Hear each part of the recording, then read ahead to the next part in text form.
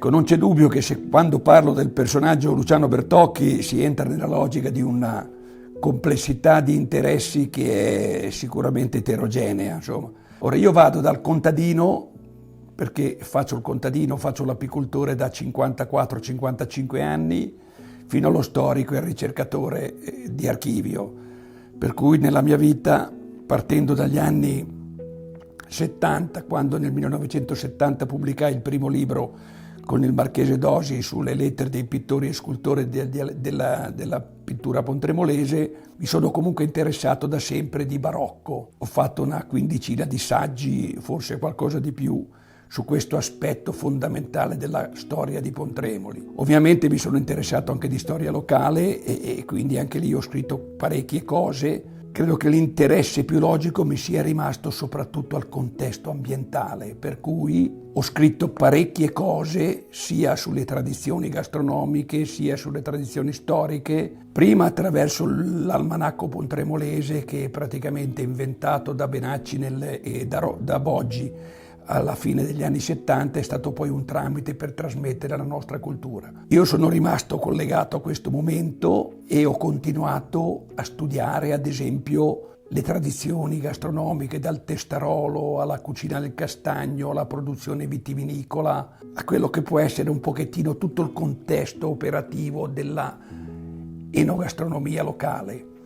Ho scritto anche un romanzo storico, dico io, che è Gli assassini del Bigoncio, che tra l'altro ha vinto anche un premio selezione del Bancarella della Cucina, appunto perché sono entrato nella logica di una tradizione di produzione vitivinicola lunigianese che ha creato un grandissimo interesse. Per cui propormi nella mia sostanza mi viene estremamente difficile. L'unica cosa che voglio non dimenticare è di essere lunigianese prima, pontremolese poi, e di avere un compito, visto che ho avuto la fortuna di poter godere di tanti mezzi per poter crescere anche culturalmente, di poter trasmettere tutto quello che ho imparato in qualsiasi maniera e credo di poter continuare. Sono ancora giovane, sono piuttosto in forza, lo so che è una battutaccia, però mi sento veramente bene, quindi non smetto assolutamente.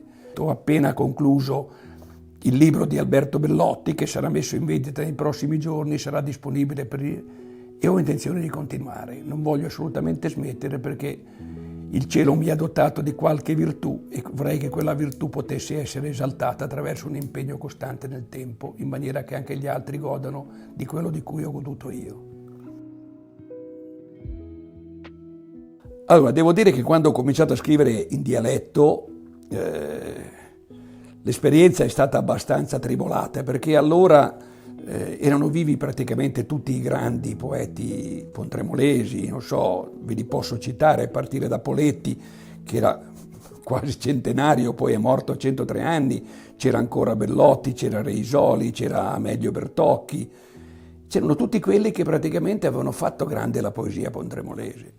E io mi sono proposto, insomma, alla mia maniera, da giovane, con un minimo di bagaglio culturale acquisito frequentando l'università, con quella verve che probabilmente anche altri avevano, che però non era ancora stata lanciata in maniera, come si può dire, così immediata, così propositiva. La logica del verso, che ha una sua quantificazione, doveva essere un pochettino ribaltata. Teniamo presenti che la nostra cultura parte dalla poesia analogica, anche se è un concetto difficile, tanto per tradurla, parte da Ungaretti, da Quasimodo, e quindi arrivava ad essere più propositiva. E io nel 71 pubblicai in maniera quasi anonima, anche se c'era il mio nome, pubblicai una raccolta che era intitolata Puntremal vista l'Autel Castel, che poi è diventata una frase abbastanza corrente anche per manifestazioni locali. E la poesia scandalizzò quasi tutti e dice: Puntremal, visto dall'Autel Castelli, sembra quasi in interrogative, con al punto arvutà verso la Barsana e la curva arvutà verso Terun. La sembra quasi una combinazione, ma siamo storti anche ante la posizione. Ricordo la volta che la lessi in piazza, ci fu una specie di brinata, c'era la piazza gremita, l'applauso partì dopo almeno 15 secondi, perché nessuno si aspettava che uno avesse il coraggio di dire, come si può dire, una banalità del genere, no? Era una lettura completamente diversa della Pontremoli conosciuta. E quindi da lì è partita poi una ricerca diversa anche sulla poesia. I poeti a venire, cioè i Roccati, i Lucchesi, i Musetti ed altri, capirono che forse era arrivato il momento di distaccarsi un pochettino dalla logica del metro vincolante e siamo entrati un pochettino proprio nella logica della poesia più contemporanea. E io mi sono divertito, lo devo dire sinceramente, mi sono divertito perché ho scritto poi negli anni a seguire una raccolta intitolata I Meciosi, che ho pubblicato, che cominciava così. I meciosi, o verdi, o grisi, o fiori, i saranno sempre lì. È stata usata anche come emblema di un agriturismo, cioè è talmente sintetico, è la sintesi nuova della poesia contemporanea proposta attraverso 4 parole soltanto che però hanno dentro tutti i contenuti necessari per comprendere un messaggio poetico.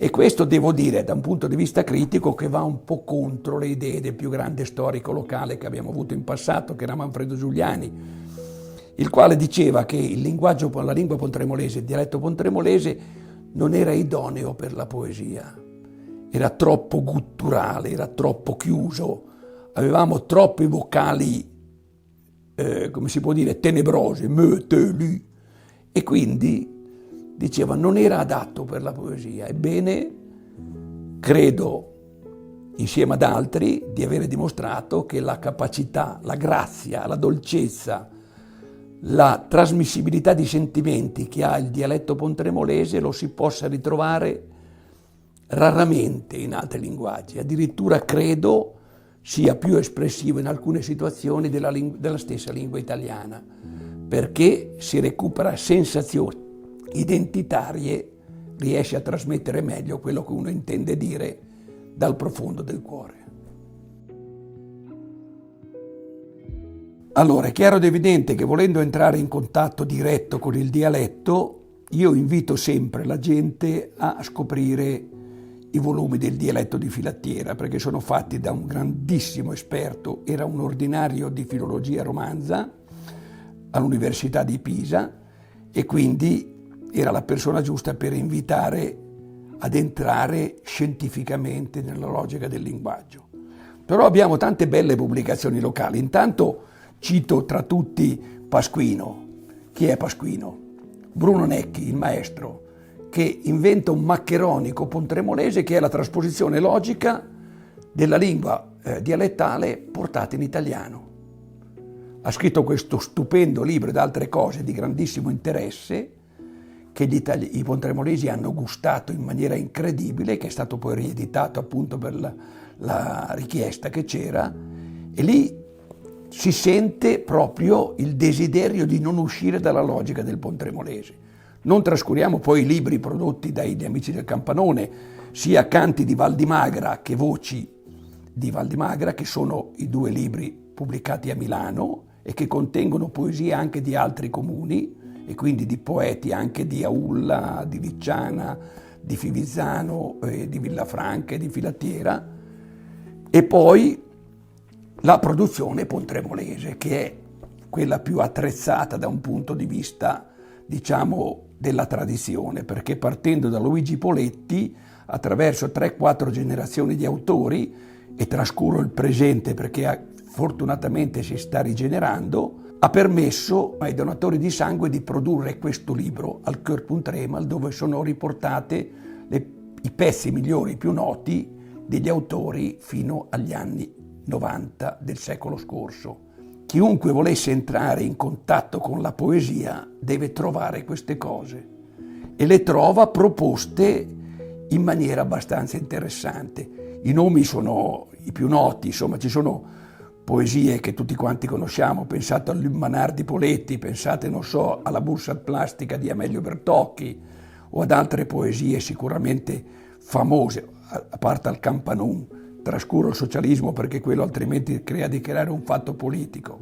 Poi ci sono le mie cose, anch'io mi sono divertito, ad esempio la poesia I Testereux, che io davo a tutti i clienti della trattoria dei miei genitori, ne ho tirati circa 200.000 copie, vi fa capire quanto sia andata in giro questa poesia, perché la davamo in tutte le occasioni culturali. È una poesia conosciutissima, è una sanissima presa in giro, perché il sottotitolo è Satira volutamente distruttiva in dialetto pontremolese. Il volutamente distruttiva vi fa capire dove vuole arrivare, però ha avuto un successo enorme. Credo che abbia contribuito anche a creare il successo del Testarolo. Ovviamente l'ho accompagnata con altre cose, poi ci sono le mie raccolte, l'ultima è il Te Pensa, che è quella che ha fatto un pochettino arrabbiare tutti i pontremolesi, perché ci sono delle cose piuttosto cattive, però ci sono anche delle cose molto belle, tipo ad esempio un ricordo di Don Silvano Lecchini, che era un grande sostenitore del dialetto, o la poesia con cui abbiamo introdotto il Tour Day, questa grande manifestazione gastronomica pontremolese che tutti quanti conoscete, per la quale gli organizzatori mi hanno chiesto un brano poetico e io gliel'ho preparato, se volete ve lo leggo, e dice: Aghe Tour Day e Tour Day. Ovviamente capite perfettamente che i Tour Day da noi, i Tour Day, cioè i tortelli, il Tour Day è il giro del giorno all'inglese. E dice: Te pensa, fino a un par d'anni fa, se zumievo di maniera quattro superbe, che davanti una tavola tutta querta con fundine tutte curme di Tour Day. Da una parte con di oli e formai e dall'altra con sughi più diversi, carna, pomodoro, salsiccia, cacciagiun, che tu ti svievi con l'acquolina in bocca. Adesso, quando parlo di Tour Day, è un altro mondo, perché è cambiato tutto. Invece di una fundina per fugerte e che averte la voglia almeno per un mese, e ti sbattono ansir per tutto un tremal. Assaggiare quanto è buono a spostruer. Formai, salami, testareux, padleuti, amor, spungà, gelati, ramain, lösan salsina, birra, aperitivi, un paraturte, supa e licurin. E tante d'altre, che ti ven confusione. Insomma, che proprio atlas di stuc, le che Tour Day non son parle quasi più. E ti ritrovi neanche a pagare or. Tutta colpa la lingua benedetta che è l'inglese, che la cambia la situazione. Axì, può succedere che a Pontrema se ti capita di andare all'osteria e ti domandi di mangiare due Tour Day e ti guardano con l'occhio pieno di maraviglia e ti invitano ad andare a fare un giro. Ecco, questa è la sostanza del pontremolese interpretata in una logica un po' più ridanciata, tanto per appoggiare un'iniziativa di grandissimo spessore gastronomico. Però credo che la prima cosa che un pontremolese o chiunque voglia appoggiare il pontremolese sia quello di, al di là dell'interesse personale, quello di avvicinarsi a questa opera che è il vocabolario che permette veramente di capire qual è la sostanza di un linguaggio nella sua realtà. Vi ripeto, sono una quantità enorme di parole, ci ho lavorato 7-8 anni e credo di non avere ancora finito. Vorrei non avere finito perché vorrei che veramente il dialetto pontremolese assurgesse a qualcosa di significativo anche nella sua logica, nel rapporto con l'italiano. E credo che a guadagnarci, lo dico sinceramente, dovrebbe essere l'italiano e non certo il pontremolese, perché il pontremolese una sua identità, una sua logica ce l'ha e non intende certo finire, ma vuole crescere anche formalmente, adattandosi, come nella logica delle cose, però per continuare ad essere comunque mezzo di comunicazione a tutti i livelli.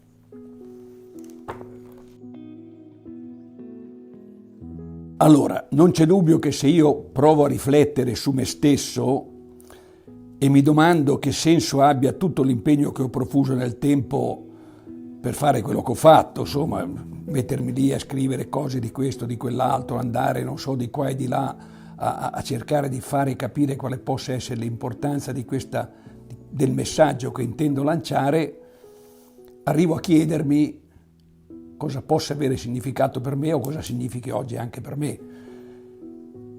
E sinceramente, se rifletto anche così all'impronta, mi rendo conto che la mia è stata la risposta ad una necessità interiore.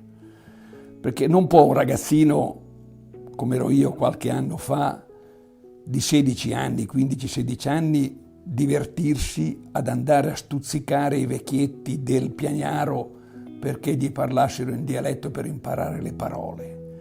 Perché tante parole sembravano scomparse, tante parole sembravano abbandonate, sembravano messe in un canto perché non avevano più nessun valore.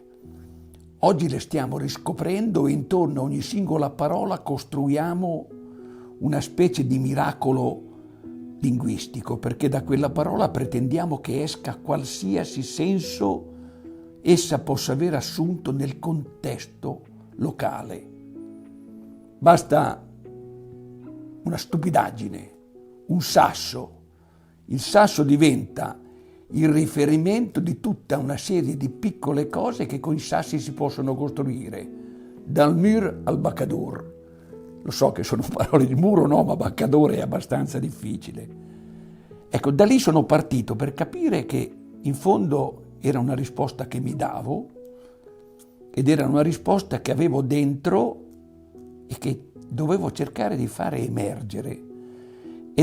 Sta emergendo lentissimamente tutte le volte che scrivo qualcosa. Ho scritto tante stupidaggini, ho scritto tante scemenze, ho scritto tante cose serie, mi sono anche divertito a prendere in giro tanti amici, ho fatto tanti complimenti a tante persone anche col linguaggio, però mi sono reso conto di una cosa importante, che certi sentimenti, se sono espressi con la lingua artefatta che è l'italiano, hanno un significato. Detti in dialetto hanno tutt'altro valore. Cioè, io credo che se nella lingua italiana la parola amore ha un suo valore, un dialetto langhei. Io credo che nessuno di noi, quando ha conosciuto l'amorosa, gli abbia detto ti amo. Un dialetto dice a toi ben. E credo che valga molto di più del ti amo contemporaneo. Cioè, questo per fare capire come si risale nella logica personale al senso della parola per diventare momento espressivo intimo anche dei sentimenti più complessi. Ebbene, qui ho costruito tutta la mia vicenda. Adesso, ve lo anticipo, mi sto divertendo a fare il vocabolario italiano pontremolese e voglio nobilitare le parole pontremolesi mettendole in italiano. Cioè, il vocabolario pontremolese italiano avrà la parola Targnaga come parola italianizzata e sarà tradotta in dialetto ragnatela. Come dire, nobilitiamo il nostro linguaggio perché merita altrettanto dell'italiano di avere una sua quantificazione logica, perché spesso andando in campagna sentite le donne che dicono al marito per favore vammi a prendere il tartirolo che devo travasare il vino. Quindi vuol dire che la parola tartirolo italianizzata è diventata una parola da vocabolario ed è qualcosa di nostro, di irrinunciabile, che dobbiamo mantenere perché tanto ha assunto nel suo significato più reale, essere parte integrante della nostra cultura anche attuale. Ecco, io parto da qui per combattere una battaglia. L'ho già combattuta per molto, la combatterò ancora finché mi avanza il tempo, sono un ragazzo quindi ho ancora davanti tanto tempo e spero di poter continuare a farlo ancora. Noto ogni giorno che passa sempre più entusiasmo, noto sempre più voglia. Questo lavoro che vi ho fatto vedere di Bellotti è attesissimo, perché la gente vuole ritrovare quello che ha sentito recitare da lui e lo vuole poter leggere, contattare, gustare di persona, entrare a far parte di quel messaggio a livello fisico, al di là della sensazione uditiva. E il linguaggio è percezione, soprattutto di sentimenti, qualcosa che ti entra dentro ed è tale solo nel momento in cui te lo gusti integralmente. Bisogna renderci conto che i tempi possono essere cambiati negli ultimi 70 anni, cioè quello che è stato il tempo della nostra infanzia, quindi il nostro rapporto con il nostro patrimonio dialettale aveva un significato, oggi ne ha un altro. Io credo che il rapporto che ho avuto io con i giovani di oggi, nel momento in cui mi hanno chiesto di insegnare loro cos'era il dialetto pontremolese, mi abbia fatto capire una cosa. Bisogna insistere, perché il dialetto non deve essere qualcosa da trasmettere, deve essere qualcosa che chiunque faccia parte di un contesto senta il bisogno di recuperare, cioè deve diventare un modo per ritrovare se stesso e la propria storia attraverso il linguaggio. E sono convinto che questo possa succedere perché, ripeto, ho fatto un paio di corsi, 2 o 3 corsi di dialetto pontremolese e mi sono reso conto che non ero io il più entusiasta a trasmettere le cose che conoscevo, ma erano gli altri a domandarmene. E mi chiedevano e mi facevano domande assurde, cioè quello di capire perché certe forme espressive in apparenza incomprensibili potessero essere tradotte in qualcosa di grammaticamente, morfologicamente comprensibile per potersene impossessare in maniera consapevole. E questo è stato molto bello e mi fa capire che si possa lanciare un segnale significativo. Primo, agli adulti, secondo alla scuola, terzo a noi stessi. Non dimentichiamoci di parlare ai ragazzi, ai bambini in dialetto, in maniera che si chiedano perché mio padre, mio zio, mio amico, mio nonno mi parla così. Devono riuscire a capire che quel linguaggio è la loro storia e in quel linguaggio devono recuperare quell'identità che si stanno costruendo crescendo e che molto spesso nella lingua trovano il tramite per realizzarlo in maniera concreta.